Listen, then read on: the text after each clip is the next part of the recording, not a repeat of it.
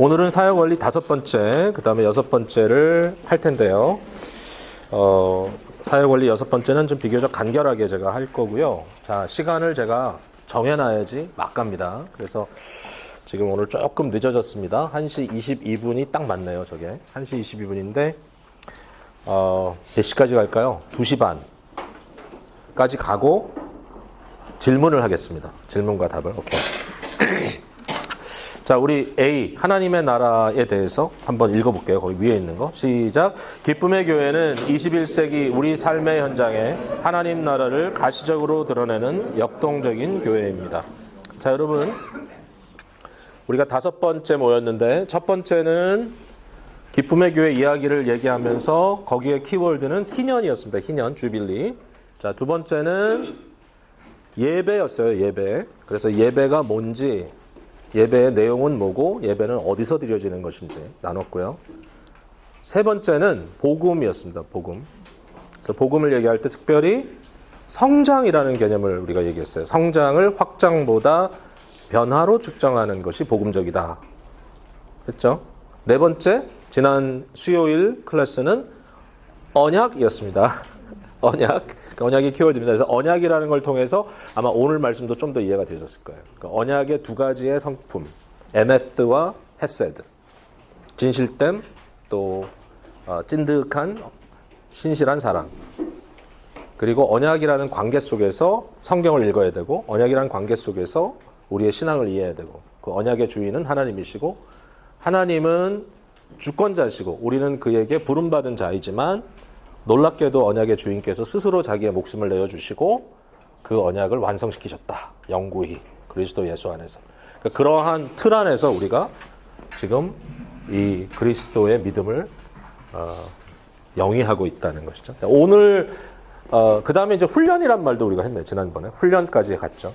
자, 오늘은 하나님의 나라가 키워드입니다. 하나님의 나라. 그죠? 하나님의 나라. 근데 여기에 역동적이라는 말을 쓰는 이유는 하나님의 나라가 역동적이기 때문입니다. 하나님의 나라는 굉장히 강력한 힘을 가지고 지금도 움직이고 있어요. 하나님의 나라는 이렇게 멈춰 있는 곳이 아니에요. 하나님의 나라는 엄청난 역동성으로 움직이고 있고 확장되고 있어요. 완성될 날까지. 자, 여기에 이제 중요한 질문이 나옵니다. 자, 그러면 하나님의 나라는 뭐고 우리 구원은 뭔가? 제가 한 가지 오해를 풀어드릴게요. 코스타 집회를 아시는 분들, 코스타. 미주 코스타 집회 가보신 분들 좀 계시죠? 미주 코스타가 원래 한국의 복음주의 4인방이라고 했던 분 중에 3인방이 시작한 겁니다. 오카는 목사님 제하고 홍정길 목사님, 이동원 목사님, 그 다음에 하용조 목사님 이런 분들이 이제 시작을 했는데 하용조 목사님 돌아가시고 홍정길 목사, 이동원 목사 아직 계시죠?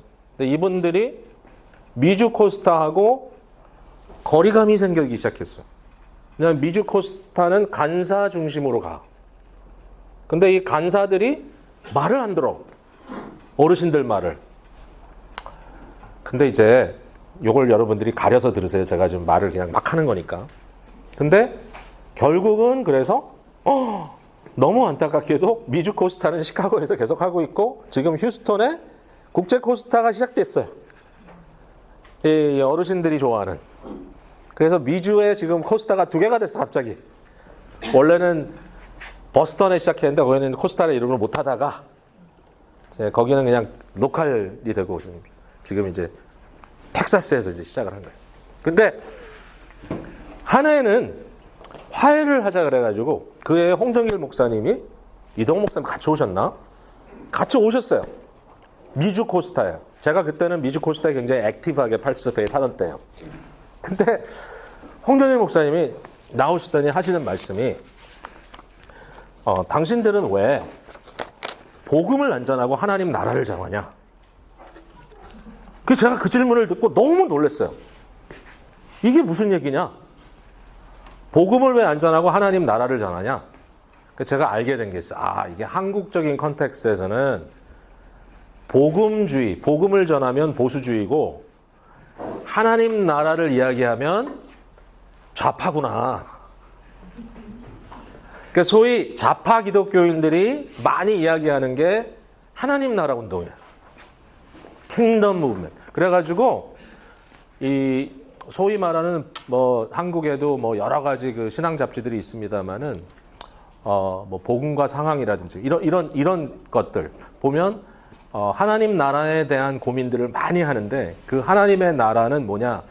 가시적으로 보이는 하나님의 어떤 그 윤리적 가치 이런 거에 대해서 관심을 많이 갖고 있기 때문에 이것은 소위 말하는 좌파들의 관심이다.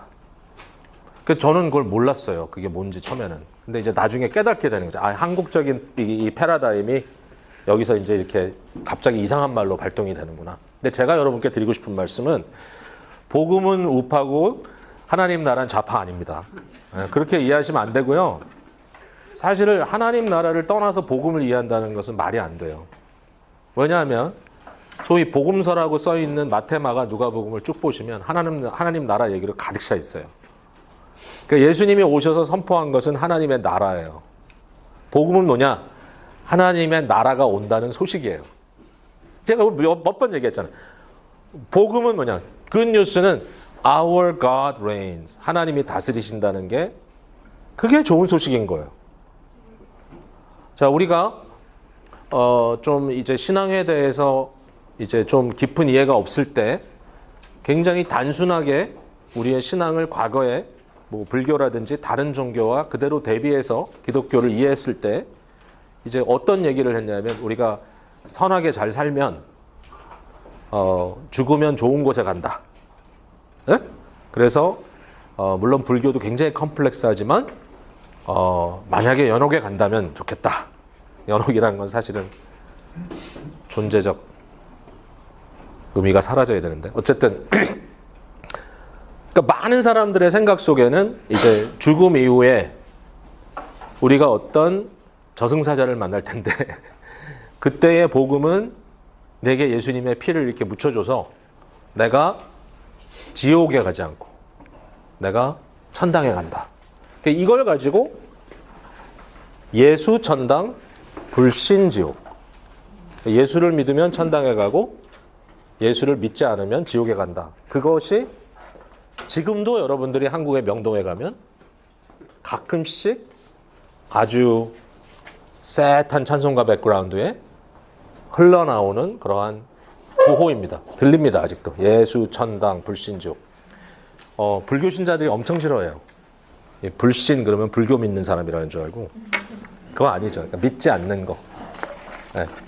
근데 여기에 이제 굉장히 큰 오해가 뭐냐면 이 성경에는 우리 성경에는 적어도 코리안 성경에는 천당이라는 단어는 없습니다. 천당. 그래서 천당이라는 단어는 성경에 안 나와요 라고 큰 소리 쳤더니 중국 성경에 있더라고요. 천당이. 그래서 중국 성경에는 이게 번역이 그렇게 됐구나. 근데 사실은 사후에 우리가 죽음 이후에 우리가 거할 곳은 복음서에서는 천국이라든지 이렇게 표현하지 않습니다. 낙원이라고 표현합니다. 도리어. 예수님께서 십자가에 같이 달리셨던 강도가 주의 나라 임하실 때 나를 기억해달라. 그랬더니 주님께서 하신 말씀이 나라 임하는 것이 아니라 그것도 물론 있지만 오늘 네가 나와 함께 낙원에 있으리라. 그래서 영혼의 안식이라는 것을 가르쳐 주셨거든요. 근데 이제 요거는 영혼이 머무는 중간지대. 우리가 많은 경우에 이제 장례를 치르면 이제 고인은 영면에 들어가셨다 이러기도 하고 영면은 영원한 잠입니다.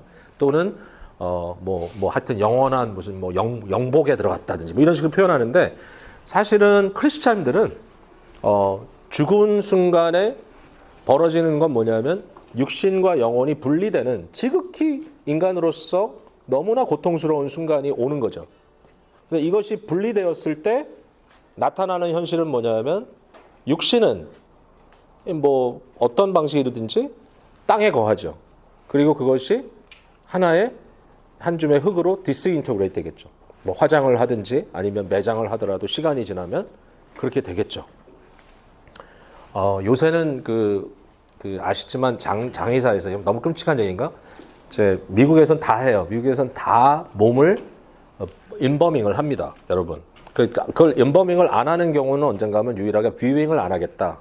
아니면 내가 화장하겠다. 그럼 인바우밍을 안 합니다. 근데 뷰잉을 하는 경우는 다 몸을 처리한 겁니다.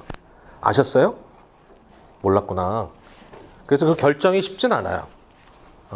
그걸 모르는 사람은 모르는데, 이제 저는 많이 봤기 때문에 알아요. 인바움이 뭐냐면, 적어도 몸에서 모든 이 피를 다 드레인하고, 그 다음에 내장 속에서도, 이 부식이 빨리 오는 것들은 이렇게 제거하고 하는 그런 작업들이 있습니다. 아셨어요? 예, 그냥 얼려놓는다고 몸이 있는 게 아니에요. 근데 이제, 그렇게 이렇게 하는데, 뷰잉을 이제 미국에서는 하잖아. 그러니까 열어놓고 뷰잉을 하는데 굉장히 이렇게 몸이 싱싱해야 되기 때문에 표현을 잘못 썼네. 무슨 얘기인지 알죠? 그러다 보니까 방부제를 엄청 써. 그러니까 제가 최근에 들은 얘기인데 어떤 분이 묘지를 옮기기 위해서 지금 장사하신 지 2년 되신 분을 다시 꺼내서 이제 그 시신을 화장을 해서 한국으로 가져가기로 이렇게 해가지고 이장을 하려고 하는데 그 제 이웃에 있는 교회에서 오래 섬기던 행정목사를 오래 섬기던 분인데 자기가 그걸 열고 가족들이 기절할 뻔했다고. 왜냐면 부패가 안 된 상태로 있더래요. 정말? 끔찍하더라고. 그건 좀 부패가 되는 게 낫지. 제가 왜 이 얘기를 했지? 바쁜 시간에? 전 너무 흥미로워 이런 게. 근데 아무 상관이 없어요 이거는. 근데 그냥 참고로 알고 계세요. 나중에 혹시 중요한 결정을 해야 될 때가 오면 하여튼 결정을 하세요. 어떻게 잘해야 될지. 근데 어쨌든 지금 그런 상황인데 뭐 저희도 장례한 지가 오래 안 돼서 이런 게 항상 머릿속에서 어떻게 해야 되지? 근데 어쨌든 이게 분리돼서 육신은 땅에 두고 그런데 그러면 이제 부활이라는 것은 뭐냐? 그 육신이 어떻게 부활한단 말이냐? 여기에 대해서 여러분 너무 고민하지 말아도 되는 게, 하나님의 마인드에는, 우리의 존재를 100% 기억하세요. 그러니까, 새 창조, 새로운 부활이라는 것이 그 몸이 뭐냐라고 했을 때 존재적 연결성은 있어요. 반드시. 그러나, 썩어질 몸은 어차피 아니야. 하나님의 마음속에 우리의 DNA가 다 기억되어 있고 우리의 존재가 기억되어 있기 때문에 또는 이런 것도 있어요. 더 우리의 생각에 시간이 지나면 부식되고 하나님의 존재 앞에는 과거와 현재와 미래의 의미가 없어요. 영원한 현재이기 때문에 사실 이제 그런 고민에 대해서는 하나님께 맡겨도 괜찮아요. 저는 거기에 충분히 믿어져 그게. 그래서 하나님께서 그 일을 이루실 때는 역사가 이 시간이 마치 이 종이가 말리듯이 이 모든 것이 말려 들어가면 뭔가 어떤 새로운 현실로 빨려 들어가겠구나. 저는 굉장히 구체적인 고민을 이런 식으로 그냥 애매한 게 아니라 아주 심오한 물리학자들이 말할 수 있는 정도의 아주 다른 차원. 지금 우리는 3차원에 살고 있지만 뭐 우주는 지금 7차원으로 이해를 해야 된다는데 도대체 차원이 올라갈수록 도대체 그걸 어떻게 그 현상을 우리가 이해하겠어요? 그렇잖아요? 인터스텔라 영화 봤잖아요, 여러분? 근데 그게 과학적으로 상당히 근접한데요. 깜짝 놀랐어요. 근데 이러한 상황 속에서 하나님께서 우리의 육신의 부활을 개런티 하시겠죠. 말씀하셨으니까, 진리니까. 근데 우리의 영혼은 분리돼요, 잠시. 그래서 이 영혼이라는 존재가 사실 우리의 의식적 본질인데 이 의식적 본질이 육신의 옷을 벗고 이 몸이 하나님의 존전 앞에 간다. 그 낙원이라고 하는 현실 속에. 그게 어디냐? 뭐 이런 고민을 해야 되지만 어쨌든 우리가 하나님 앞에 일시적인 안식의 처소에 가게 된다. 이거죠. 그러니까 그게 구원의 전부가 아니다. 구원의 전부는 뭐냐? 전인격의 회복이다. 그러니까 하나님 나라가 현재 그리스도 예수의 오심과 함께 구체적으로 임한 것처럼 이 임하신 하나님의 나라가 지금 계속해서 이 땅 안에 펼쳐져 나가지고 있고 언젠가 그리스도께서 왕 중의 왕으로 임하실 때 완성될 건데 이 하나님의 나라가 이 나라의 역동 속에 지금 우리가 구원의 의미를 생각해야 된다는 것이죠. 구약에도 하나님의 나라가 있죠. 근데 그건 모형입니다. 모형이란 말은 섀도우, 그림자. 그러니까 실제와 그림자는 차이가 있죠. 제가 지난주에도 말씀드렸죠. 픽처 브라이드, 사진과 실제적 사람은 다르죠. 그와 같이 하나님의 나라가 구약에도 충분히 그림으로 보여지지만 그것이 모세를 통하여 이스라엘 공동체를 통하여 가나안 정복을 통하여, 다윗과 솔로몬을 통하여, 성전의 건축을 통해서 이 땅에 성전이라고 하는 하나님의 보좌가 있는 어떤 왕궁이 형성되고 그곳으로부터 하나님의 생명의 말씀이 흘러나온다. 거기에 속죄함이 있고 백성들이 자기의 죄를 지니고 있음에도 불구하고 그 죄의 사함을 받고 하나님께 다가가서 그 앞에 경배하고 하나님을 뵐 수 있는 그러한 문이 열렸다. 이런 것들을 구약에서 쭉 볼 수 있잖아요. 그러나 실패하죠. 다 무너져요. 왜? 그림자기 때문에. 왜? 이스라엘이 무너졌다고 해서 하나님 나라가 끝난 게 아니죠. 하나님의 나라가 이스라엘을 통해 보여진 것은 그림자입니다. 그림. 그러나 주 예수 그리스도께서 한 분이 완벽한 인간으로 이 땅에 오셨을 때 그분은 새 이스라엘입니다. 그분은 새 성전입니다. 네. 그분이야말로 하나님의 나라가 한 사람 그리스도 예수 안에 온전히 성취된 모습을 보여주고 있고 그 온전히 성취된 그리스도 예수에게 접붙임되어 속하는 사람들이 그 나라의 백성으로 새롭게 부름을 받는 겁니다. 이것이 새 인류, 새 하나님의 나라이죠. 뉴 이스라엘이라고 부르기도 하고. 그래서 이제 하나님의 나라의 실제가 그리스도의 오신과 함께 온 거예요. 예수님께서 우리에게 뭐라고 부탁하셨냐면 이렇게 기도하라 했어요. 뜻이 하늘에서 이루어진 것 같이 땅에서도 이루어지이다. 이 얘기를 했죠. 그러니까 하늘은 하나님의 보좌가 있는 지성소를 의미합니다. 이 지성소에서부터 하나님의 뜻이 완벽히 이루어지는 그 현실, 창세기 1장에서 2장 4절까지 안식일까지 가는 그 하나님의 완벽한 통치의 그림이 하나님의 안식은 끊어지지 않았습니다. 계속 갑니다. 그때부터 지금까지. 하나님은 여전히 처음 제7일에 여전히 머물러 계십니다. 이게 이제 히브리서에 나오죠. 하나님의 안식은 영원하다. 우리가 그 안식에 들어가기를 힘쓸지라. 근데 그 안식에 어떻게 들어갑니까? 예배로 들어갑니다. 예배로. 그 안식의 현장 속으로. 그림이 그려져야 돼, 이게. 근데, 이와 같은 하나님의 나라의 하늘의 실제가 이 땅에도 이루어지기를 기도해라. 이거를 뭐라고 했냐면, 하나님 주의 나라가 임하시오며, 하나님의 나라가 이 땅에 임하여 주십시오. 제가 지금 막 빨리 얘기를 하려고요. 막 가고 있어요. 근데, 복음서에 보면 천국이라는 단어가 등장합니다. 천국은 the kingdom of heaven이에요. kingdom. 근데 사실은 헬라어에 제일 강조가 되는 것은 kingdom입니다. kingdom. 이게 이제 헬라어로는 바실레아인데 이 바실레아가 중요해요. 바실레아 그다음에 뒤에 나오는 것은 modifier예요. 그걸 설명하는 단어일 뿐이에요. 그래서 kingdom of heaven. 왜 킹덤 오브 헤븐이라고 했을까? 자, 그 다음에 신국이 나옵니다. 신국. 킹덤이에요. 킹덤. 근데 이것은 킹덤 오브 헤븐이고요. 바실레아 투테우. 이게 테우죠. 킹덤 오브 갓. 바실레아 투라누. 이렇게 됐죠. 그래서 하나님의 이 킹덤 오브 헤븐, 킹덤 오브 갓. 근데 재밌는 게 뭐냐면 이 두 단어가 의미가 동일하다는 거예요. 다른 뜻이 아니고 똑같은 말이에요. 그러니까 이걸 이제 이렇게 이해하면 돼. 예, 하나님의 나라라는 것을 지금 얘기하고 있는데 이게 똑같아요, 의미가. 마태복음을 보면 천국이라는 표현을 훨씬 많이 써요.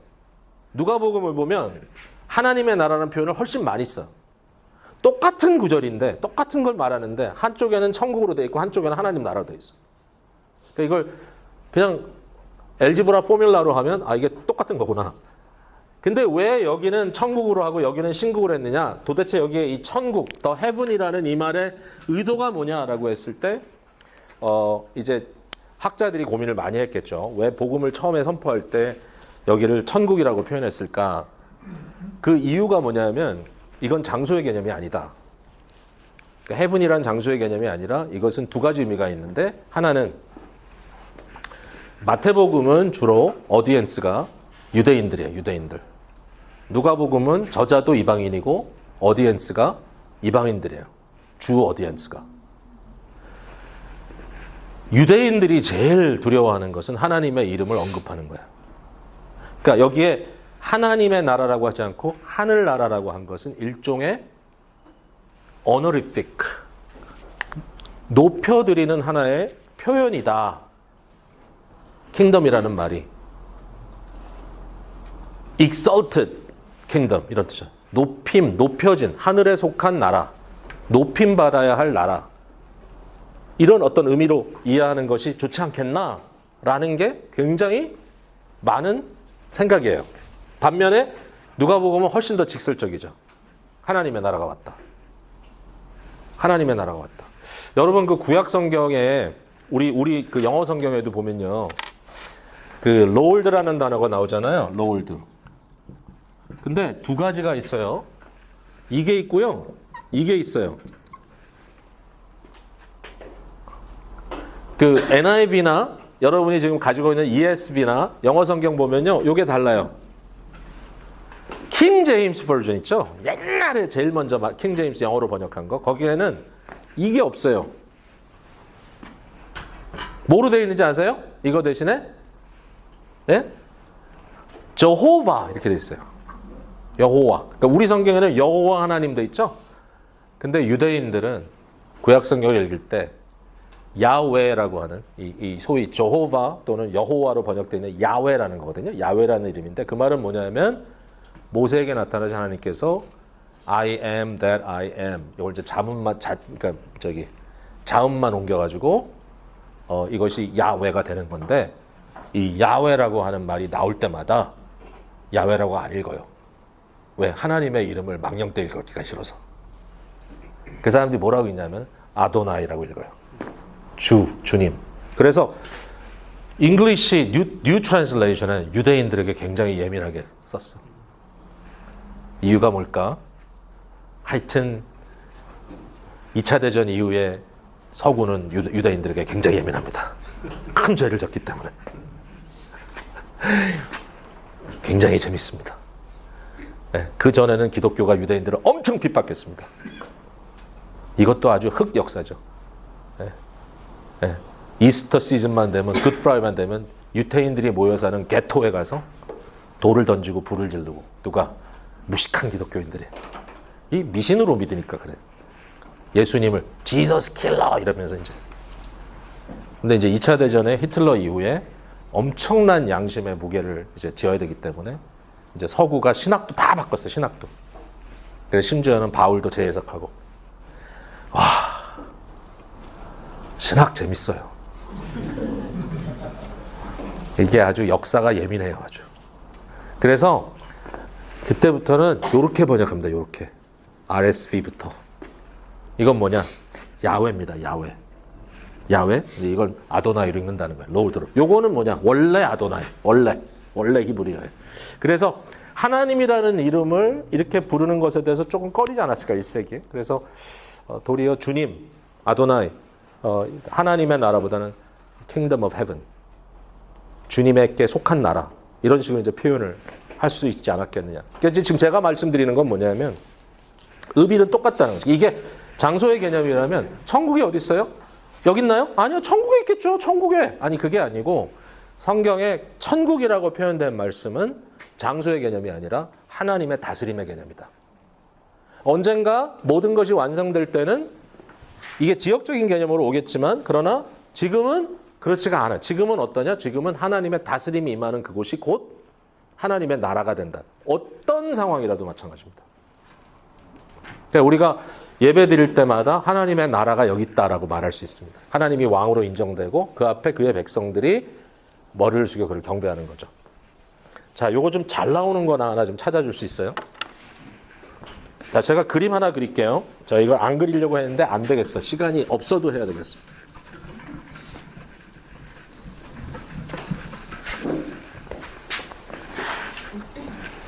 자, 여러분, 예배 얘기를 했잖아요. 창세기 1장입니다. 자, 여기서부터 이제 하나님의 보좌가 우주에 펼쳐지고 이 소위 말해서 하나님의 안식의 현장이 지속되죠.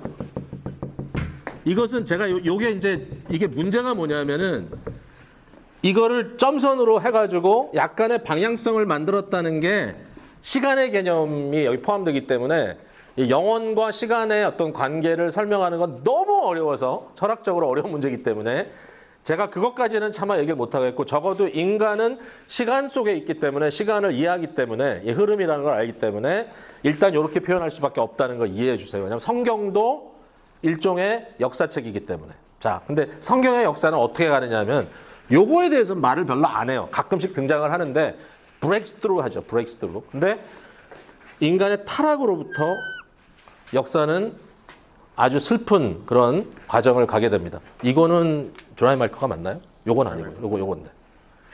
네, 땡큐. 감사합니다. 그래서 여기서부터 인간의 타락한 역사가 쭉 진행이 되죠.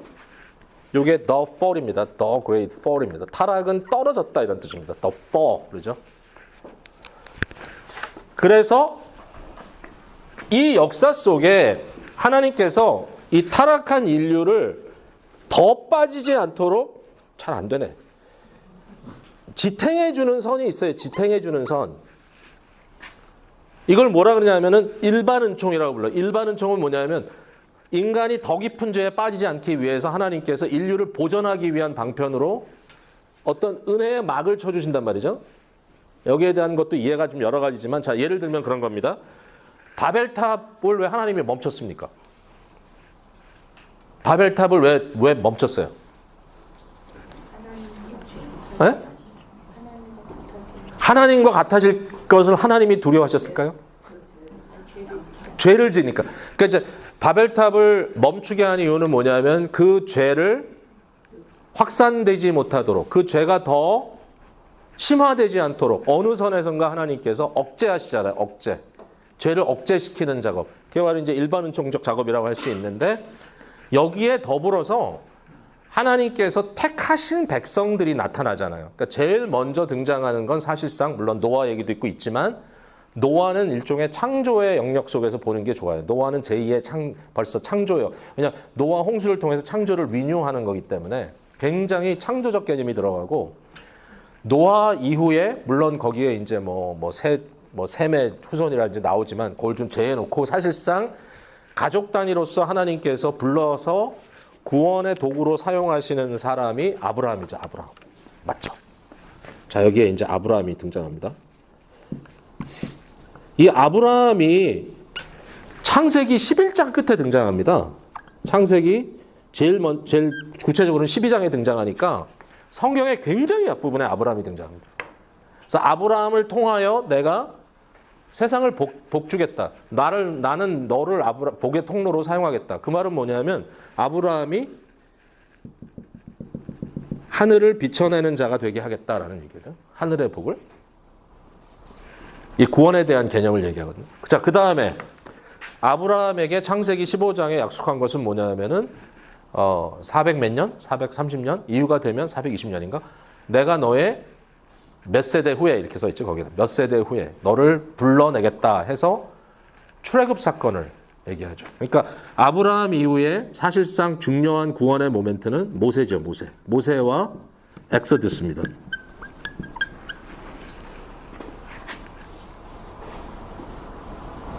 그 다음에 중요한 모멘트가 뭘까요?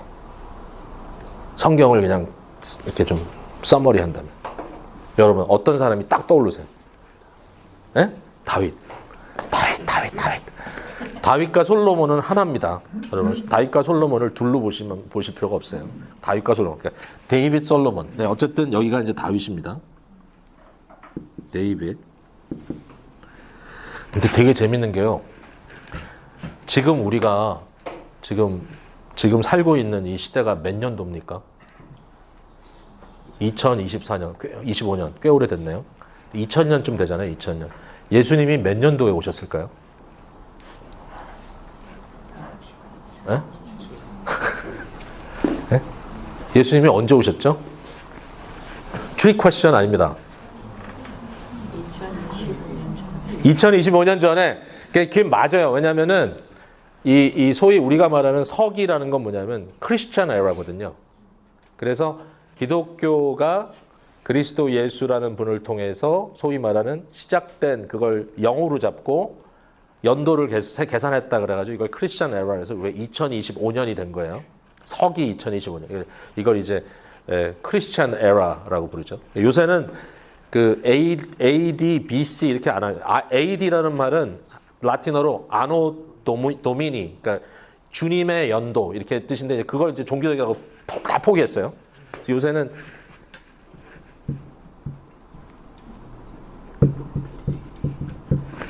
그리고 CE 다 아시네. 그래서 크리스천 에라, 비포 크리스천 에라 이렇게 이제 요즘 말을 나눠 쓰는데, 그러니까 예수님께서 오신 것은 연도로 따지면 0년에 오셨어야 되는데 이제 거기에 대해서도 연구가 많이 있어요. 그래가지고 뭐 지진의 역사를 연구하고 그 당시에 있었던 어떤 그 왕들의 이름을 연구하고 뭐 있었던 사건들을 연구하고 뭐 이런 걸 딱 해가지고 대체적인 지금 오피니언은 뭐냐면 예수님은 주전 7년에서 3년 사이에 오셨다. 뭐 다른 말 들으셨을 수 있어요, 여러분들이. 뭐 역사를 전공한 사람들은 좀 더 알겠지만 적어도 주전 7년. 예수님은 주님 오시기 전에 7년 전에 오셨어요. 그래서 어쨌든 우리가 그걸 영어로 잡읍시다. 자, 이때 예수님이 왔어요. 예수님. 그 다음부터 우리는 거의 지금 2025년이야. 그러면 성경의 역사를 기점으로, 자, 이게 이제 성경의 역사예요. 자, 우리는 여기 있어요. 요걸 딱 반으로 접어요. 이렇게. 그러면 성경의 역사 속에 예수님 전에 2000년 전, 그죠? 그러니까 지금으로부터 4000년 전에 인물이 누구냐? 그때 아브라함입니다. 거의 분명해요. 되게 재밌는 게 인류의 역사는 500년 단위로 큰일이 벌어져요. 주후에도 그래. 어쨌든 그러니까 지금 500년 단위로 무슨 일이 또 벌어질지, 기술혁명에 과연 2500년도가 되면 세상이 과연 어떻게 될까 상상할 수도 없어요. 자, 그런데 2000년이에요. 이게 주전 2000년. 데이빗이 헤브론에서 왕위를 받을 때가 거의 정확하게 주전 1000년이에요. 주전 1000년. 그 다음에 여기 하나가 더 들어가야 될 것 같죠. 자, 모세가 1500년. 여기에 대해서는 이제 조금 아르규멘트가 있는데 그래도 출애굽 사건이 주전 1500년 정도다. 그 다음에 다윗이 1000년, 500년에 무슨 일이 있었을까? 500년에 출애기예요. 출애기. 바벨론에서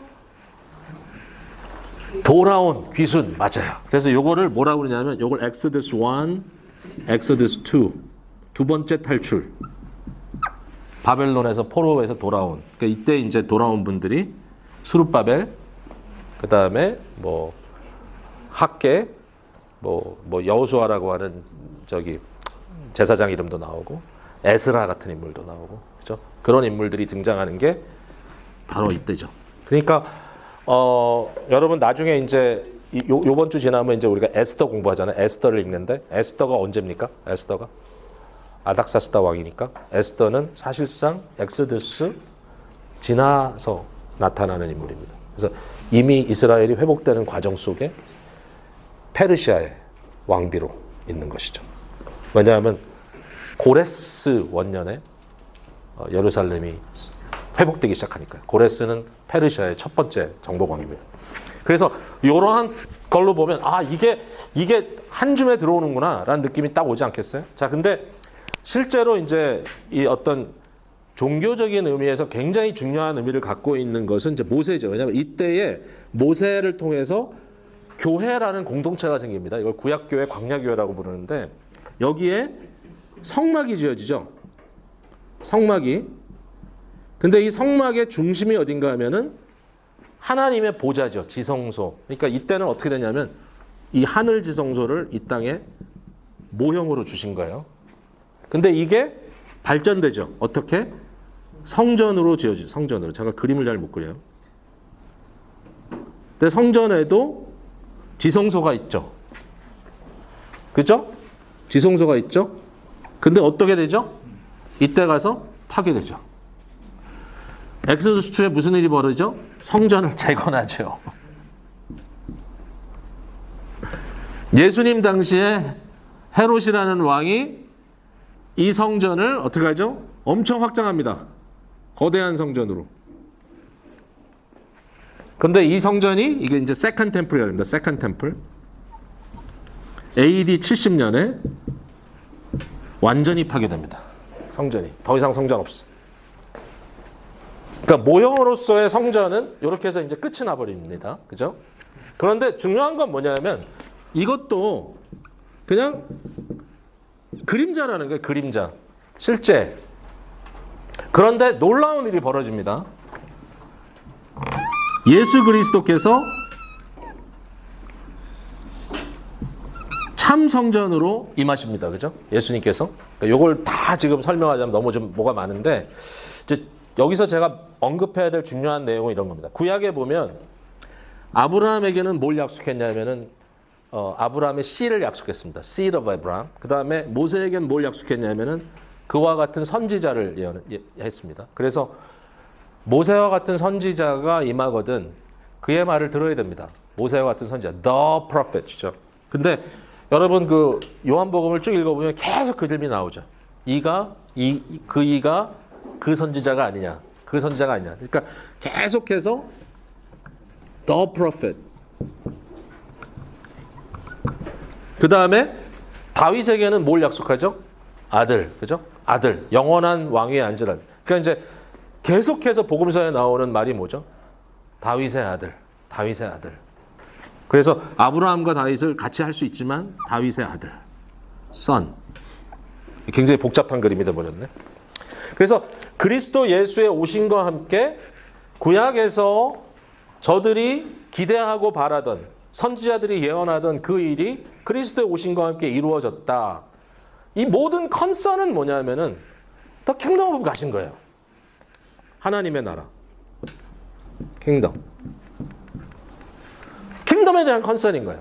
예수님께서 오심으로써 하나님의 나라가 이 땅에 왔다. 우리가 본대로 예수님께서 누가복음 4장에 이사야 61장을 인용하면서 하나님의 은혜의 해가 너에게 임했다. 그러면서 여러 가지 사인을 얘기하잖아요. 무슨 사인 얘기합니까? 여호와께서 내게 기름을 부으사 나를 왕으로 삼으시고 무슨 일이 벌어졌어요? 가난한 자에게 아름다운 소식을, 마음이 상한 자를 고치고 포로된 자를 자유케 하고 갇힌 자에게 노임을 선포하고 여호와의 은혜의 해, 하나님의 보복의 날. 하나님의 보복의 날은 뭡니까? 억울함을 풀어주는 날. 하나님이 모든 이 어두운 세력이 주의 거룩한 백성을 짓눌렀던 그 모든 것들을 보복하는, 리벤지하는 그날. 그날이 오늘이다. 예수님께서 오셔가지고. 지금도 우리가 원하는 건 예수님 바로 우리 옆에 계셔가지고 어려운 문제가 있을 때마다 그걸 다 해결해 주시면 너무 좋겠어. 근데 문제가 뭐냐? 또 하나의 문제점은 이때 주님께서 오셨을 때 모든 유대인들은 뭘 기대했냐면 이때부터는 이스라엘이 완전히 회복되겠구나. 이 땅에 하나님의 나라가 완성되겠구나. 근데 예수님께서 아니래요. No. 예수님께서 십자가 사건을 통해서 언약의 대속을 이루시고 그가 다시 부활 승천하신다. 그리고 다시 오겠다. I'll come back.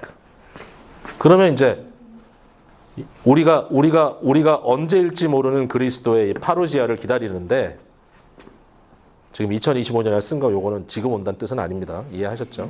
모르겠어. 그러나 이 안에 우리가 살고 있잖아, 지금. 이 안에 살고 있잖아.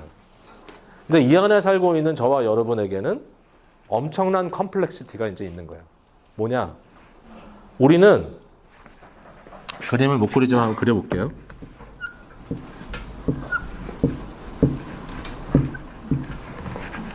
우리는 어떤 존재냐? 한쪽은 땅에 몸을 대고 있고 한쪽은 하늘에 몸을 대고 있는 이 이중적 성취를 경험하고 있는 자들이다. 그래서 그리스도 예수 안에서 하나님의 나라가 이미 임했다라는 말을 하고 그 하나님의 나라의 대사로서 우리가 이 땅에서 그리스도를 비춰내는 역할을 해야 된다라고 말하고 있고, 그러나 아직도 완성되지 않았다. 그리스도의 완전한 재림을 통한 완성시키는 날이 아직도 오지 않았다. 이거 와야 된다. 기다린다. 기다림이죠. 그래서 이제 요거를 뭐라 하냐면은 요거를 already, 이미 임했다. already. 그다음에 요거를 뭐라고 하냐면 not yet, 아직도. 그러니까 요 already와 not yet의 이 텐션 속에 우리가 지금 들어가 있다는 거예요. 현재 우리가. 그러니까 이 already and not yet의 텐션을 어떻게 우리가 이해하면 좋겠는가라고 했을 때 거기에 대해서 좋은 이미지를 우리에게 보여준 사람이 이제 어스카 쿨맨이라고 하는 유대인 신학자인데, 유대인 철학자인데, 이 사람이 그 D-Day와 V-Day의 개념을 소개하면서 이런 이야기를 하게 됩니다. 그래서 이 D-Day와 V-Day는 뭐냐? 여러분, 2차 대전을 이제 상상하는 거예요. 2차 대전에 어떤 절대적인 이 전쟁의 향방이 정해졌던 중요한 모멘트가 언제냐 하면 V-Day입니다. D-Day입니다. D-Day. D-Day를 우리가 일반적으로 노르만디 상륙 작전이 성공된 때. 그래서 연합군이 프랑스 땅에 랜딩을 하는 것을 성공함으로써 결국은 결정적으로 나치의 속이 백을, 나치의 이 백을 쳐버리는, 이게 굉장히 중요한. 그래서 사실상 D-Day 이후에 독일이 다시 이 승패를 자기 편으로 돌려놓을 수 있는 가능성은 없어졌다. 이걸 그래서 이제 D-Day라고 합니다. D-Day. 근데 그렇다고 해서 전쟁이 끝난 건 아니죠. 왜냐하면 여전히 전투는 벌어지고 있으니까. 계속 가야 되죠. 언제까지? 빅토리 데이, V-Day. 결국은 나치가 연합군에게 완전히 항복을 하는, 항복 서류에 사인을 하는 날까지는 전쟁은 계속되는 거죠. 그러니까 오늘날 우리가 살고 있는 현실을 구약의 현실과는 확연히 다르다.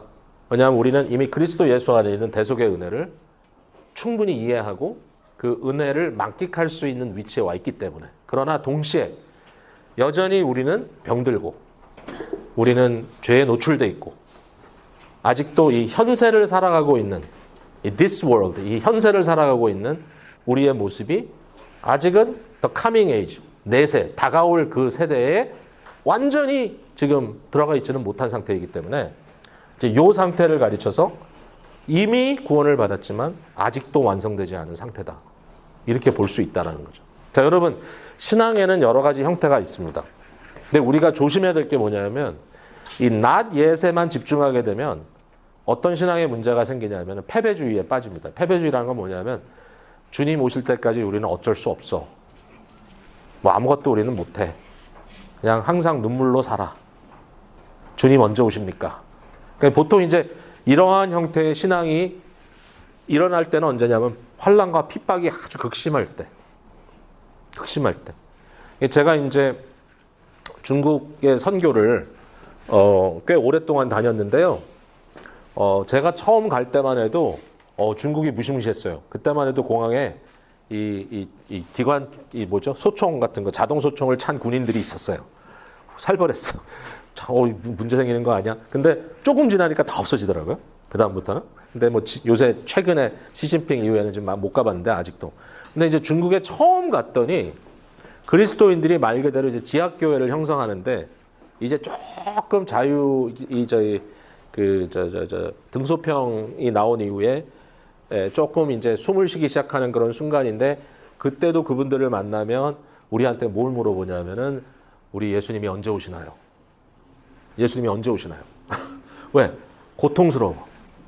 하루하루 신앙을 지켜나가는 게. 예수님이 언제 오시나요? 근데 요즘에 가면 다 바뀌었어요. 네, 요즘에 가면. 네, 요새 이제 중국은 하나님의 나라를 이곳에. 그래서 되게 재밌는 게 제가 중국에 가서 처음에 이제 강의를 할 때는 강의를 듣는 목회자들이 전부 다 노동자, 농사꾼 같았어요. 전부 다. 그리고 나이들이 많았어요. 나이는 많은데 중학교 교육도 못 받은 분들이에요. 거기 와서 이제 신학 공부를 하는데, 그러니까 뭐 이해를 하는지 이해를 못 하는지 그냥 얼마나 열심히 받아 쓰는지, 모여서 공부할 때 받았어, 페이지 받았어. 뭐 한마디 하면 막 울고. 그래서 이분들이 참 갈급하구나. 근데 한 10년 지나고 나니까 젊은 대학 졸업한 청년들이 그 자리를 메꾸기 시작하고, 그 다음에 상상 못할 일이 벌어집니다. 그 다음부터는 전부 다 랩톱을 가져와서 다 찍으면서 불과 10년 만에 중국의 어마어마한. 근데 이제 그때부터는 눈물이 없어요. 네, 자신만만해. 네. 그러면서 이제 제가 한 번은 그 친구들하고 이제 강의를 하는데, 제가 미국에서 왔다 그러니까 한 젊은이가 뒤에서 딱 손을 들더니 질문이 있습니다. 무슨 질문인데? 미국은 왜 이락을 침략했나요? 지금 신학 강의 하는데 지금 갑자기 그걸 질문하냐. 그러니까 이제 완전히 이제는 생각이 완전히 이제 바뀌어버렸어. 그런 상황이 돼버려. 너무 빨리. 자, 뭐 얘기하다가 그 얘기 같죠? 나디아 얘기하다 들어갔네. 그러니까 이제 이쪽 신앙이 이쪽에 집중되어 있으면 주님 언제 오실까요? 요거만 합니다. 여러분, 한국의 유명한 길선주 목사님이 1907년도에 처음 안수받은 7인 중에 한 명인데, 그분이 1907년의 부흥운동의 굉장히 중요한 인물이기도 하죠. 그분이 처음에 안수받은 7명 중에 유일하게 3.1 운동할 때 독립선언문에 사인한 기독교 목사입니다.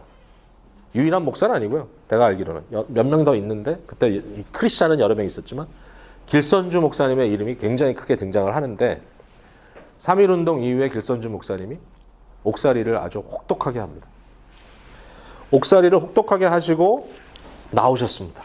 그때 길선주 목사님이 옥중에서 뭘 했냐? 요한계시록을 뭐 말에 의하면 사람마다 좀 다른데 2000번을 읽었다, 뭐 이런 얘기가 있어요. 요한계시록을 외웠대. 굉장히 재미있는 건 뭐냐면, 그때 그 옥살이라고 나오신 이후에 그가 설교한 거의 95% 이상의 설교가 다 예수님의 재림에 대한 설교입니다. 요한계시록 설교. 왜?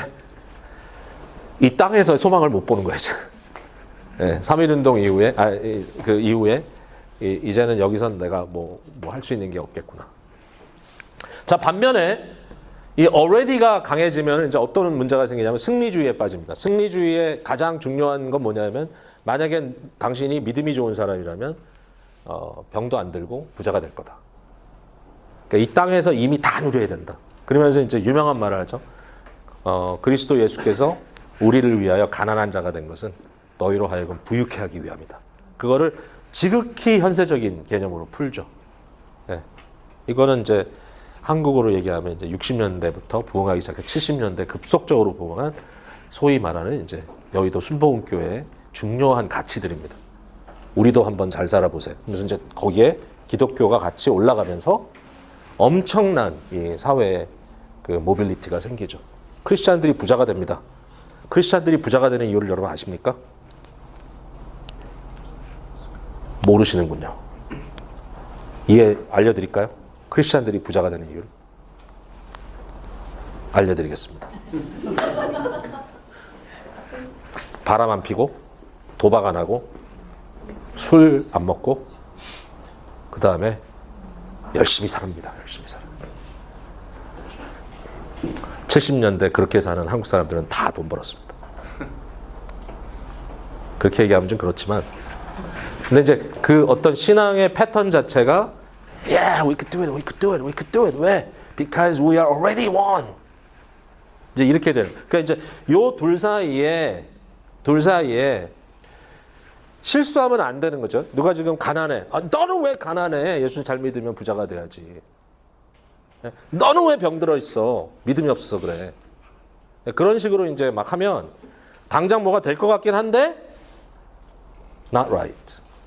그렇죠? 왜? 하나님의 뜻 안에서 여전히 우리에게는 환난과 고난이 있지만, 그러나 그 모든 것이 우리에게 그냥 계속 끊임없이 부어지는 것이 아니라 항상 우리 주님께서 우리 안에 역사하시는 아름다운 것들을 보여주시고 공동체를 통해서 하나님의 나라의 실제가 우리에게 경험되도록 하시라.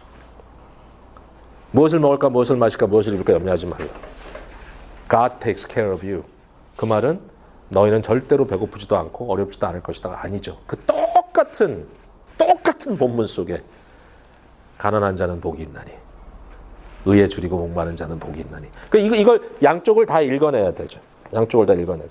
그래서 좀 더 복잡하긴 하지만 그러나 현세가 지금 이런 상황에서 우리가 살아가고 있다라고 말할 수 있는 겁니다. 제가 이제 겨우 2번까지 왔지만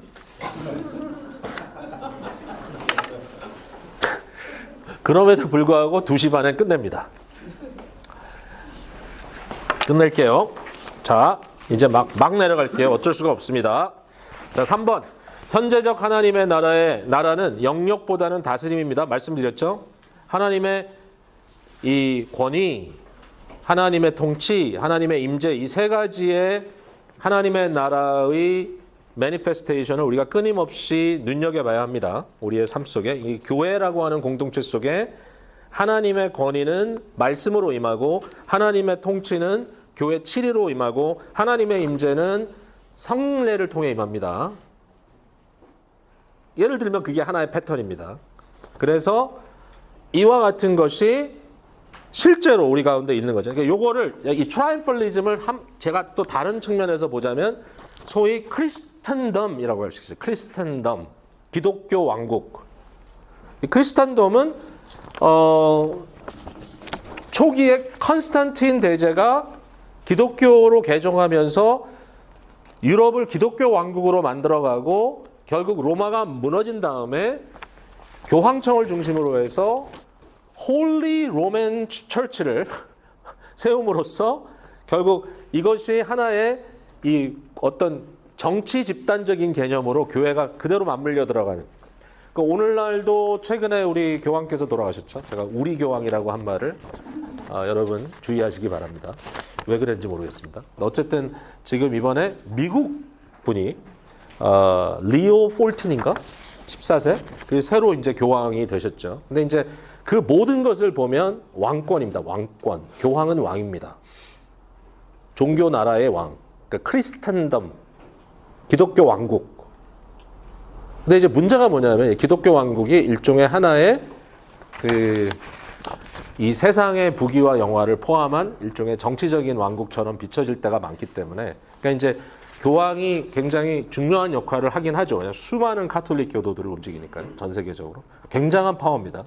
근데 정신이 올바른 교황은 적어도 메시지가 그리스도의 가치를 담은 메시지를 전하겠죠. 도리어 세상의 왕인 트럼프하고는 대치되겠죠. 이분이 미국에서 출생한 분이긴 하지만. 근데 이제 기독교 2000년 역사를 보면 교황이 이 세상의 왕보다도 더 부패한 경우들도 있어가지고 심각한 문제들이 이제 대두되는데. 어쨌든 이 크리스탄덤의 개념도 좀 약간 already 쪽에 치우쳐 있는 그런 개념이 아닌가. 네. 우리가 세상에서 국가를 먹어버리려고 하는 거 아닙니다. 절대로 기독교 국가를 세우겠다는 생각은 버려야 합니다. 왜? 하나님의 나라는 하나님의 주권대로 오지 우리가 만들 수 없습니다. 뭐 성시화 운동 그런 거 여러분 하지 마십시오. 그냥 기도해요. 네. 이곳에 더 많은 그리스도인들이 그리스도의 빛과 소금의 역할을 감당하기 위해서 기도하지 마치 위에서부터 어떤 사람이 정치가가 돼서 크리스찬이 시장이 되고 대통령이 돼서 이 나라를 하나님 나라 만들겠습니다. 여러분 그거는 지극히 불완전한 모욕입니다. 오해하지 말아야 합니다. 그죠? 자, 우리 2번으로 큰 2번으로 넘어가겠습니다. 하나님의 나라 복음이 세상에 구체적으로 드러나는 방법이 있습니다. 그래서 이제 할비 카운 선생님이 말씀하신 5가지를 여기 쓰고 있는데요. 같이 읽어볼게요. 매일의 삶. 시작. 이 세상에서 한 인간으로 평범하게 살아가는 모습 속에서 찾을 수 있습니다. 한 이웃으로, 어느 직장의 직원으로, 한 국가의 국민으로서의 지극히 평범한 빛과 소금으로 존재하는 것입니다. 그래서 섬김과 나눔과 정직과 공의, 희생과 사랑을 실천하며 사는 것입니다. 많은 기도와 자기 절제 속에 이와 같은 삶이 나를 통하여 비춰질 때 하나님의 나라는 매일의 삶 속에 경험된다. 그 다음에 전도입니다. 시작. 하나님께서 예수 그리스도를 통하여 우리에게 해주신 모든 일을 증거하는 것입니다. 이것이 증인의 삶이고 전도입니다. 그러니까 결국 하나님의 나라가 내게 임했다. 어떻게? 그리스도가 나를 위하여 이렇게 해주셨다. 그걸 전하는 것이 전도다. 선교. 시작. 아직 복음을 듣지 못한 사람들과 민족들, 특히 우리와 언어적, 문화적 벽 저편에 있는 자들에게 구체적이고 조직적인 노력을 통해 복음을 전달해 주는 것입니다. 이것은 다른 민족과 문화의 선교입니다. 이것은 조금 더 기술적인 문제이긴 하지만 반드시 행해져야 될 우리의 사명이기도 하죠. 그 다음에 4번 공의와 국률의 문제입니다. 시작. 구체적인 공경에 봉착한 사람들에게 예수 그리스도의 이름으로 다가가 염려해주고 고통을 나누어지는 것입니다. 한 개인과 또는 사회 단위적으로 당하는 고통, 빈곤의 문제를 인식하고 해결하도록 노력하는 것이며 사람과 사람 사이 그리고 국가와 국가 사이에 행해지는 정의롭지 못한 것들에 대하여 고민하며 기도하고 공의의 회복을 위하여 노력하는 것입니다. 어떤 크리스찬이 나는 이 일을 위하여 좀 더 본격적으로 사역하겠다 해서 어떤 지금 개발도상국에 가서 특별히 거기에서 문화적인 차별 속에 있는 여성들과 공경에 빠져있는 아이들을 위하여 그들의 눈물을 닦아주고 그들을 인파워링 해주는 역할을 한다면 그것이 그리스도의 이름으로 행해진다면 하나님의 나라가 임하는 모습이다 이렇게 얘기할 수 있겠죠.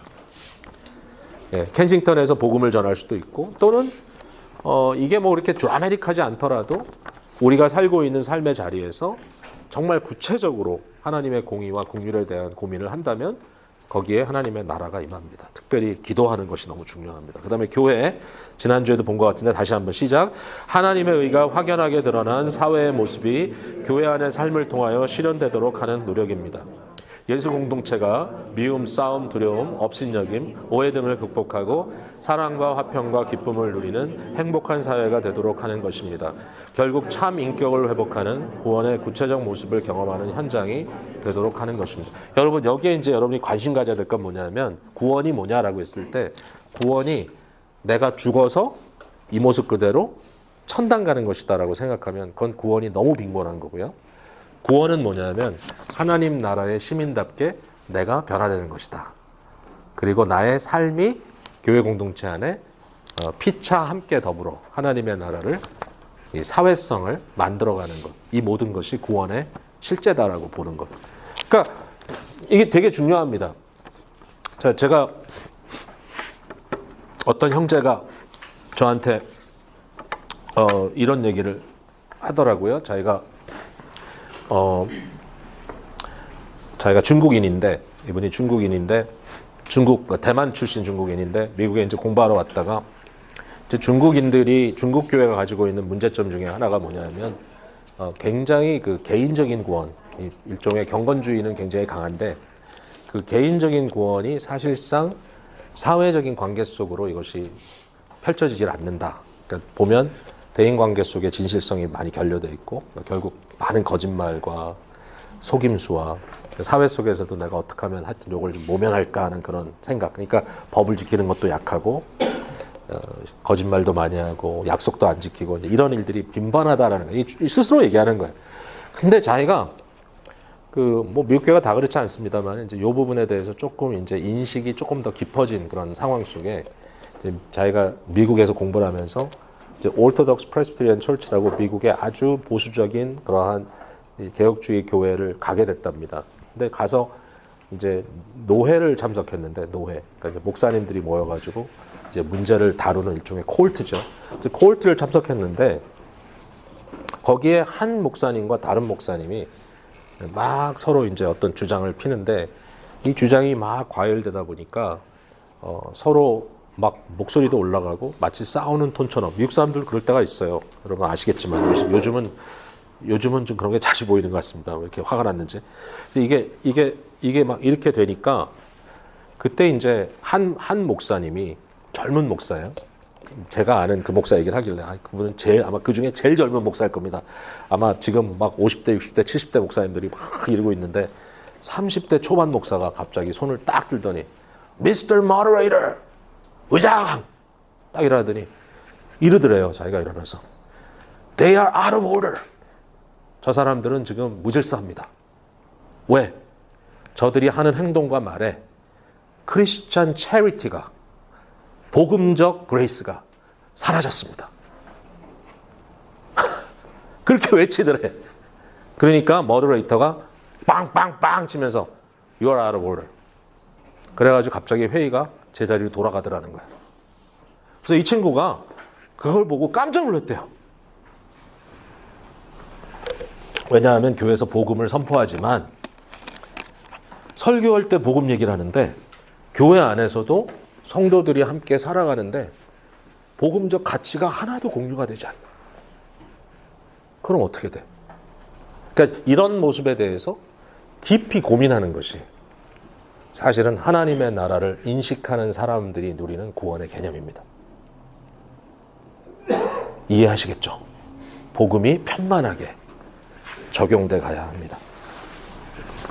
자, 제가 오늘 파송하는 교회는 안 하겠습니다. 시간이 없어서. 다음에 할게요. 괜찮아요. 자, 교회의 외형적 목적은 하나님의 나라를 증거하고 드러내는 것입니다.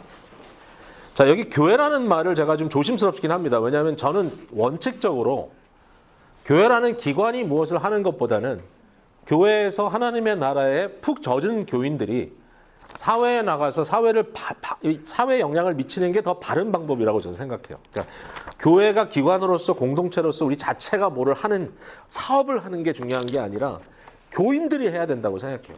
교인들이. 그러니까 여기 이제 그 ICAS라고 이제 한국 어떤 코리안 아메리칸 이슈를 다루는 그런 기관이 있는데 김상주 박사라고 이제 나이가 많으시겠지만 그분이 거기 이제 리더를 하면서 예수 믿는 분은 아니에요. 그런데 이제 교회를 자주 오셨어요. 우리 교회도 요새는 잘 안 오셨는데 저한테 오셔가지고 되게 뭐 하여튼 제가 이제 영어로도 하고 뭐 이러니까 굉장히 이제 흥미를 느끼시고 저보러 하는 말이 박 목사 연세가 좀 드신 분인데 아니 지금 흑인 교회들 가면 그 사람들이 지금 교회가 목사들이 나서가지고 흑인의 인권을 주장하고 흑인의 정치적인 어떤 입지를 이야기하고 지금 이제 아시안들도 우리가 지금 에이지안 헤이트 문제라든지 여러 가지 인종의 어떤 그런 갈등 속에서 우리 속에서 누군가 리더로서 우리를 대변하고 우리의 인권을 말해줄 수 있는 사람이 필요한데 당신이 해야 되지 않겠냐? 목사가 흑인 목사님들 하듯이 당신이 해야 되지 않겠냐? 그 얘기를 딱 듣는데 제가 마음이 뜨거워져가지고 그렇습니다. 제가 하겠습니다. 이렇게 얘기를 하지 못하고 그 순간에 제가 그랬죠. 박사님이 우리 교회 오십시오. 당신이 예수 믿고 그 일을 하십시오. 아니 무슨 얘기냐? 저는 목회를 하겠습니다.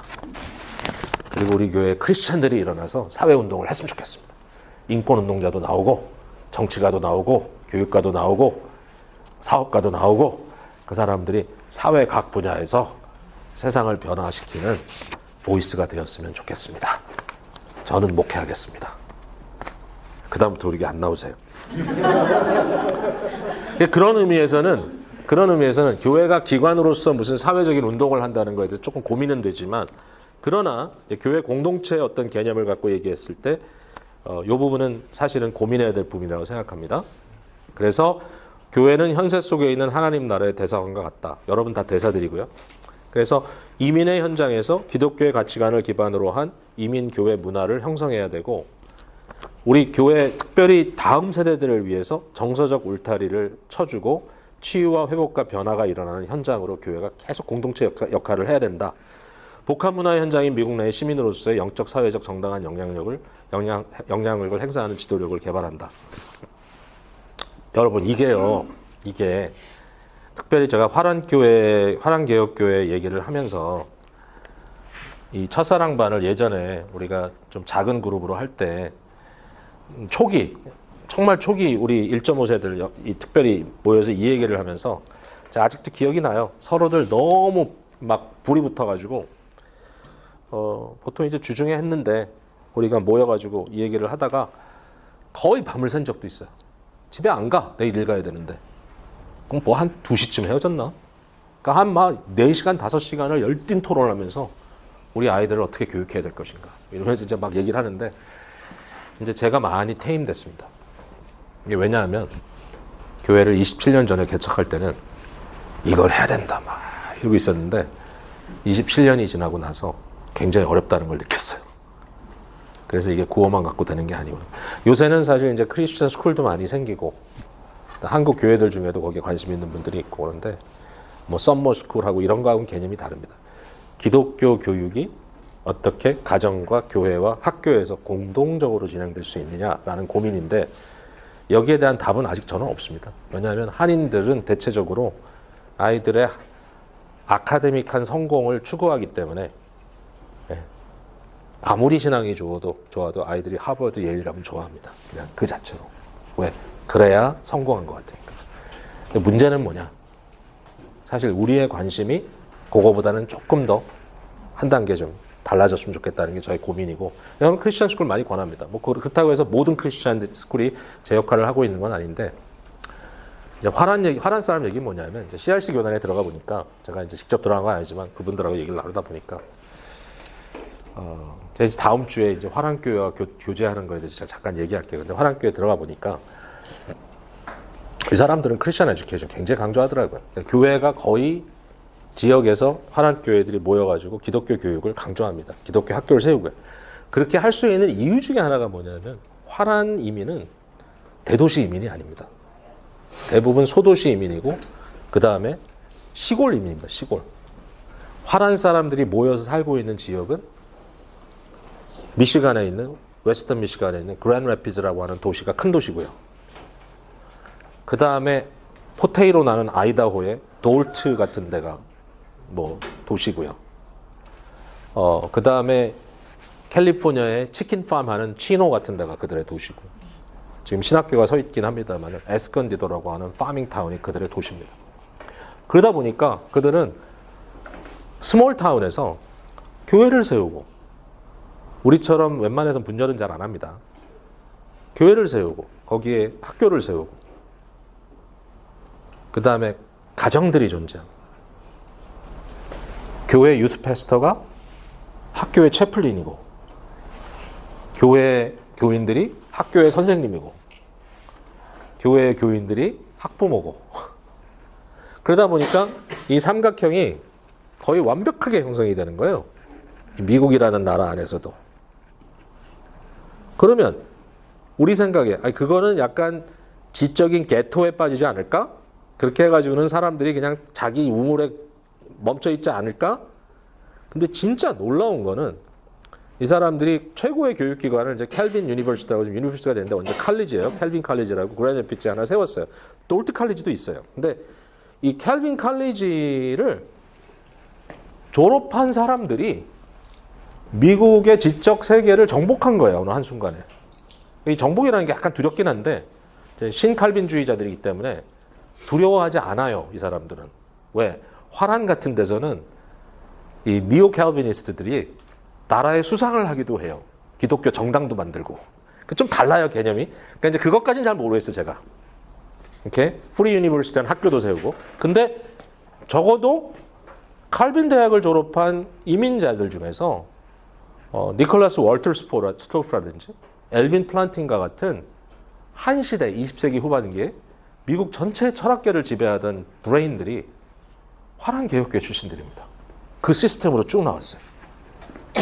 오? 이게 가능해? 저는 되게 부럽더라고요, 그런 게. 과연 이것이 같은 이민교회로 존재하는 우리에게도 어떤 모델이 될 수 있을까? 이런 얘기를 제가 25년, 26년 전에 막 신나게 했는데 어렵더라고요. 이렇게 컨시스텐한 아이들이 기독교적인 문화와 교육과 철학과 세계관 속에서 성장할 수 있도록 모든 것을 물질과 시간과 에너지를 함께 투자하는 공동체가 이루어질 수 있을까라는 것은 지극히 어렵더라고요. 왜?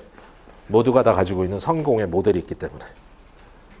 한국교회, 한국인들이 가지고 있는 20세기 후반에 이게 다 나쁜 것만 아니죠. 그게 한국을 만든 거고, 그게 우리를 굉장히 모바일한 인간들로 만든 건데, 거기에 이제 윤리성이라든지, 영성이라든지, 어떤 신학적인 고려라든지, 이런 것들이 좀 미비한 부분에 대해서는 어떻게 될 것인가. 여기에 대해서는 쉽지 않다. 말씀을 드리면서도, 계속해서 고민하자. 이 고민을 좀 더 구체적으로 하고 싶고 그런 일을 잘할 수 있는 좋은 리더들이 생겼으면 좋겠고 여러분들이 교회도 자녀들이 단순히 그냥 재밌게 지내다 가는 곳이 아니라 뭔가 철저한 신앙교육을 할 수 있도록 적어도 주일에는 여러분이 예배드리는 2부 예배뿐만 아니라 3부 예배 캐테키즘 클래스라도 그 1시간, 1시간 반이 아니라 적어도 3시간의 교육은 할 수 있도록 여러분들이 좀 협력해 준다든지 금요일날 아와나라든지 여러 프로그램에 그러니까 아이들이 교회의 이런 영적인 분위기에 젖어들 수 있도록 예, 이제 딱 벌써 이제 베이스볼 애들 시즌 시작했죠. 이제부터 부모들이 방황하기 시작합니다. 왜? 아이들 게임들이 있기 때문에. 트러블 팀 시작합니다. 정신없어요. 결국은 교회와 멀어져요, 아이들이. 자, 그러면 어떡하란 말인가? 난 애들 베이스볼 하면 좋겠는데. 좀 선을 그어야 되겠죠. 뭐 운동선수로 키울 거면 어쩔 수 없어요. 그러나 신앙이 있는 어떤 의식이 있는 아이로 키워간다면 어느 선에선가는 애들이 하고 싶은 걸 해주는 게 아니라 신앙적인 헌신을 해야죠. 적어도 예배는 안 된다. 저도 쉽지는 않았어요. 아이들이 미국에 자랐기 때문에. 저는 솔직히 여기까지는 했어요. 한국 학교 안 보내고 아이들하고 타운십 게임들 갔어요. 애들하고 바스켓볼도 하고 베이스볼도 하고 했어요. 한국 학교 보내지 말라는 게 지금은 후회가 많이 돼. 그 부분은. 근데 적어도 아이들이 학교 안에서 나름대로 이렇게 민글하기에는 되게 도움이 된다고 생각했어요. 근데 어쨌든 그걸 열심히 했지만 그럴 때도 제가 아이들에게 프라이데이, 선데이는 오프리밋이다. 그때는 철치데이다. 철치타임이다. 쉽지는 않았어요. 그러나 비 오면 포스폰해서 주일날 하니까 그런 식으로 와서 교회 유스그룹의 아이들이 완전히 심취하고 거기에서부터 이 신앙 공동체에 대한 사랑을 경험하고 졸업하고 나가서 자기들이 살아가는 삶 속에서도 아직도 교회 공동체에 대한 어떤 그 헌신도가 그래도 나름 굉장히 높은 것 같아요. 그래서 너무 감사하다. 그러니까 뭔가 그런 부분에 있어서 우리가 좀 고민해야 돼. 아주 미니멀리스틱하지만 그것보다 한 단계 더 나갈 수 있으면 얼마나 좋을까. 저도 그만한 그릇이 안 되는 모양입니다. 죄송하지만. 그래서 이민교회 목사로서 그 부분에 대해서는 이제 더 이상 큰 소리를 못 치겠습니다. 제가. 여기까지 끝. 질문하시죠. 죄송해요. 왜 죄송하지? 왜 죄송하다는 생각이 들지? 왜 미안한 거죠, 제가 지금? 여러분 얼굴에 지루함이 써 있었던 것 같아요. 예, 잠시만 질문하고 헤어지죠. 공격하세요. 왜 그거밖에 생각을 못하냐? 네. 네.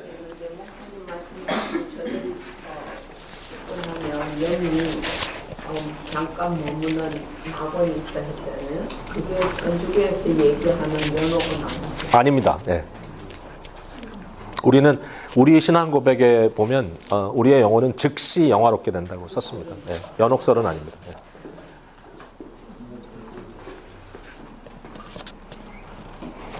또 없으세요? 근데 너무 질문을 안 해요. 내가 되게 불안해요. 저의 불안함의 원인은 무엇일까? 소통이 안 되나 지금? 잘 들으셨습니까? 들으신 것 같고 안 되는데. engage. 조금만. 한 말씀 하십시오. 질문하십시오. 누구시든지. 의문이 안 드나요? 뭔가? 이게 교회에 대해서 이렇게 지금 얘기를 하고 있습니다. 여러분 이게 멤버십 클래스 아닙니까? 그런데 갑자기 막 하나님 나라 얘기하고 하나님 나라에 대해서 막 이렇게 설명하고 교회가 이렇게 돼야 됩니다 하는데 기쁨의 교회가 그런 교회란 말입니까? 내가 보기엔 안 그런데요. 질문을 하시라고. 그럼 제가 죄송합니다라고 할 거 아니겠어요? 근데 이런 고민을 했어요. 그냥 처음부터. 그러니까 오늘 여기까지 왔는데 과연 제대로 왔냐? 사실 저한테는 10주년이 되게 어려웠고 20주년도 어려웠어요. 그런 의미에서. 그러니까 뭔가 매듭을 지는 순간마다 제대로 한 거 맞아? 제대로 가고 있는 거야? 성도님들 너무 감사하고 뭐 좋죠. 너무 고맙고 그런데 우리가 이민교회로서 지금 정말 물론 리소스는 다 리밋돼 있을 겁니다. 우리가 뭐 제일 큰 교회도 아니고 모든 걸 갖춘 교회도 아닌데, 그러나 과연 하나님 나라의 어떤 모델에서 우리 교회가 적어도 그런 비전을 가지고 의미 있게 무언가를 지금 계속 만들어가고 있는가라는 질문에 대해서 어떨 땐 한없이 초라한 느낌도 들고, 어떨 땐 그냥 주께서 하셨다라는 감사함도 있고, 좀 그래요. 예, 예. 그러니까 뭐 제가 너무 이렇게 높은 곳을 바라봐서 그런지 모르겠지만, 뭐 사실 필라델피아에서 워낙 요새 교회들이 다 힘들어가지고 이만한 교회도 없다 그러고 뭐 요즘 기쁨의 교회가 잘 나간다. 그런 느낌을, 그런 말씀을 하셔도 솔직히 제 마음속에 그런 성취감이나 어떤 성공감은 없어요. 굉장히 뭔가 이렇게 어떻게 해야 되지? 내가 할 수 있는 뭔가 이렇게 시대적 어떤 이제 매듭은 져야 될 때가 다가오는 것 같은데, 과연 어떤 레게시를 남길 수 있을까? 그리고 그것이 나의 레게시가 아니라 하나님 나라의 어떤 역사라면, 다음에 어떤 목회자가 세워졌을 때 그 사람은 어떤 목회의 성공을 추구할까? 과연 교회가 어떤 비전을 가지고 계속해서 하나님 나라를 빚어갈까? 그런 고민들이 계속되죠, 사실. 오늘 안 하신 이거 파송된 교회에 대해서는 다음 주에 하시면 예, 하겠습니다. 네, 할 수 있습니다. 짧게 하겠습니다. 네네네. 아니요, 다음 여섯 번째 제가 하겠습니다. 여섯 번째. 네, 여섯 번째. 거기에 붙여서 하겠습니다. 네, 오늘 수고 많으셨어요. 근데 진짜 말씀 안 하시네. 네. 뭐 좋았다면 좋았다는 얘기라도 좀 해보십시오. 저를 위해서가 아니라. 예, 말씀하십시오.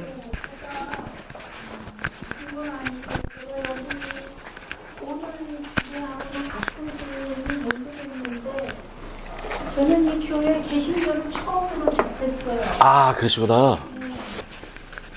한 50여 년을 천주교만 믿다가 아, 그러셨군요. 네네네. 그러다 요번에 이 교회가 제일 저희 집하고 제일 가까워요. 그래서 이 다음에 더 나이를 더 먹으면 움직이기가 좀 좋지 않을까 싶어서 우리 아저씨도 자꾸 여기를 오자고 그러고. 남편을 아저씨라고 부르시는군요. 귀여워요. 좋아요. 그런데 박 목사님은 오래전에 한번 그 친구 따님이 결혼식 할 때 한번 예. 그래서 그때 참 좋게 봤거든요. 예. 새로운 분이시구나 하는 그런 느낌이었는데, 그러니까 이 뭐 성경이라든지 교회 역사는 캐톨릭식으로다가만 다 이해를 하다가 예. 요번에 이제 큰 마음 먹고 이 교회를 한번 나오자 그랬으면은 결정을 이걸로도 한번 해보자 그래서 시작을 했는데, 그러니까 개신교 스타일로다가 이 교회 역사를 배우니까 이게 너무 새롭게 지금. 네네네네네네네. 많이 다릅니다, 사실. 예. 네, 그리고 지난번에 그 아버지의 영적 기도라는 거를 지난주에 저희가 뮤지컬 노아를 보러 갔었어요. 그랬는데 거기에서 그 느낀 게 노아의 아버지가 노아가 하느님의 부름을 받고 그 사람들한테 배척당하면서의 그 고뇌와 그런 거를 그 노아의 아버지가 기도를 했는데 힘들게 기도를 하는 걸로 다 거기에 묘사가 됐는데, 다시 노아가 자기 아들의 그 방황하는 거를 또 힘들게 하는 거를 보고 하느님의 길을 가야지 되는 우리의 이 사명이 뭐 좋은 일만은 없고, 제가 알기로다가는 한 기쁨은 한 10%? 그 다음에 고난이라는가 그런 거는 거의 80%가 있을 것 같아요. 하나님의 길이라는 게 제가 아는 상식으로다가는. 그랬어도 어느 순간에는 하느님이 알아주시겠구나 하는 그런 생각이 들었어요. 그래서 다음에 이제 마지막 클래스가 어떻게 됐는지는 잘 모르겠고 제가 또 다음에 어떻게 또 받아들일까 하는 그런 것도 좀 있고. 뭐 개인적인 면담을 나누면서 우리가 좀 얘기를 충분히 듣고 목사님 무서워서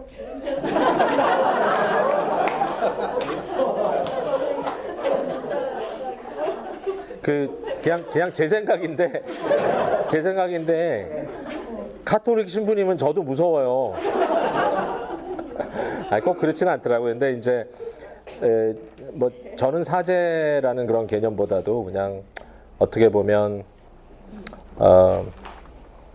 그 옆에서 그냥 도와주는 사람, 신앙에 그 정도로 생각하시고, 근데 뭐 저한테 뭐 대단한 축복권이나 뭐 어떤 하나님의 말씀을 대언하는 그런 개인적인 의미에서 그런 것이 있는 건 아니고 말씀 갖고 풀어드리고 이해시켜드리고 적용하고 하는 거니까, 또 본인의 어떤 그 경험이, 저는 그렇게 생각해요. 저는 이제 마지막 최종 학위를 신학 공부를 했는데 대학교에서 심리학 전공을 했습니다. 근데 제가 신학을 공부하면서 그렇게 후회를 했어요. 왜 대학에서 심리학을 전공했을까? 네, 그때 역사를 전공하든지 언어를 전공하든지 철학을 전공했으면 훨씬 좋았을 텐데 하다 보니까. 근데 마지막에 논문을 쓰는데 그게 다 연결되더라고요. 그러니까 40년 동안 카톨릭 신자로 살았던 게 이제 앞으로 모든 것이 다 맞아 들어가는 날을 하나님께서 주시지 않겠나. 그러니까 그게 다 헛것은 아닐 거라는 거. 그래서 사실은 이제 기독교의 역사는 2000년입니다. 기독교의 역사가 500년이 아니에요. 무슨 얘기인가 하면은 종교개혁으로 기독교가 시작된 게 아니고 그 이전부터 있었기 때문에 사실은 카톨릭 교회 안에도 끊임없는 개혁이 일어나기를 저는 바랍니다. 그래서 그래서 복음으로 다시 회귀하도록.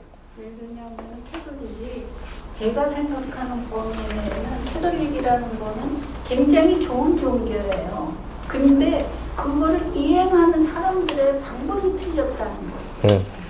그게 장로교 원리입니다, 바로. 모든 인간은 타락했다. 거기서부터는 어떡할까라는 고민을 한 거예요. 얘기할게요, 다음 주에. 자, 여러분 가고 싶으세요? 집에? 네. 축복합니다. 난 너무 얘기 듣고 싶어요. 여러분 얘기 저는 듣고 싶어요. 너무 얘기하고 싶은데 여러분들이 말하는 걸 별로 안 좋아하시는 세대이신 것 같습니다. 이메일 하십시오. 카톡 하시고. 예, 여러분 보내드릴게요. 목사님 한번 기도해 주시죠.